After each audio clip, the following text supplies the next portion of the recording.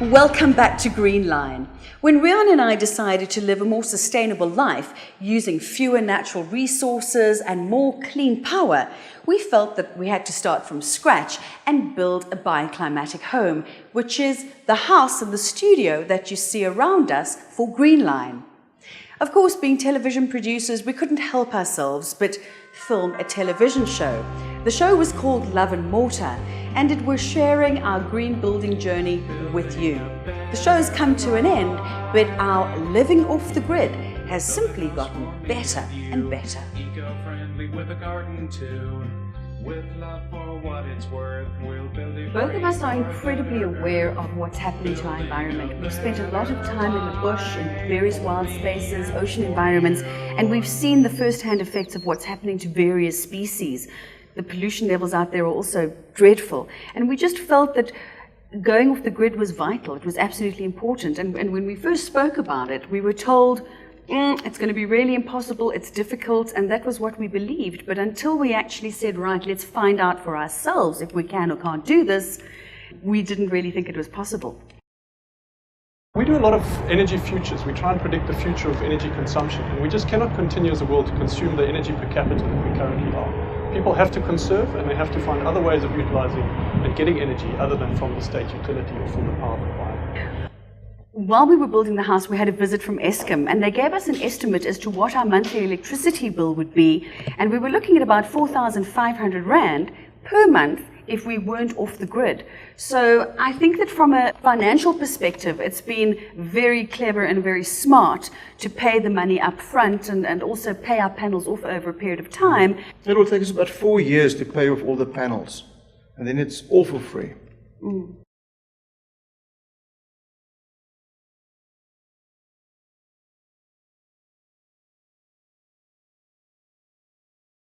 Barry, what can we as South Africans do to help the energy crisis in the country?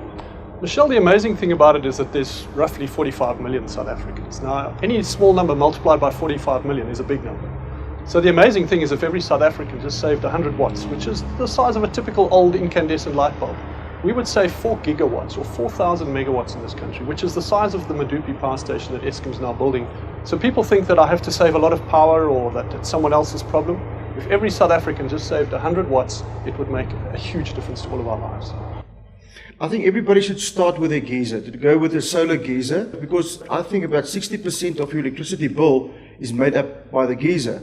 So go with that, and then you've got to start doing your PV panels to take some of your lights off as well. My understanding with the PV panels is that you can actually do it in stages. You can say, right, I want to do all my plug points initially and get that under PV paneling. And then you can say, right, it's now time to do all the light fittings and then tackle that with PV paneling. So you can actually take your home off the grid in stages.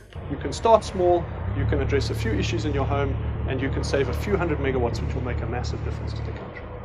Barry, isn't it great to know that going off the grid is possible? Michelle, it's wonderful, and especially on a day like today where the sun is pouring down and that energy is just being absorbed by the earth. It's good to know that we can utilize that energy for our own energy needs. And it's very exciting for our futures and for those of our children. We're the proud mom and dad of a little baby boy, Rain. And I would say that being off the grid is all about him. It's all about his future. It's all about the impact that our generation are making on the environment. And what type of world is our little boy going to grow up in? Is he going to be able to see animals? Is he going to experience wild spaces? Is he going to have the joy of clean air to breathe? I'm sure our children and their children will look back at us and wonder how we were so energy inefficient and why we didn't adopt some of these PV technologies a lot sooner. Okay. What I learned about going off the grid is that it is possible. That's the first thing that you've got to know. We spent so much time with everybody being negative and saying, oh, it's too difficult and you need rugby fields worth of PV panels. But when you start investigating it, you do discover that it is possible. And if you have an existing home, and depending on what your finances are, I would really recommend do it in stages. Michelle, I think what you and Riaan have done here is an example that many people should come and have a look at and come and learn from. I've seen the LED lighting, I've seen the PV panels, I've seen the gas cooking, I've seen this hot water heating. It's an amazing example to others to come and have a look at, to see what can be done. 40 minutes worth of sunshine in a day is the equivalent of 6 billion people on the planet consuming electricity for a year. So I'm thrilled that we're off the grid because it's for free.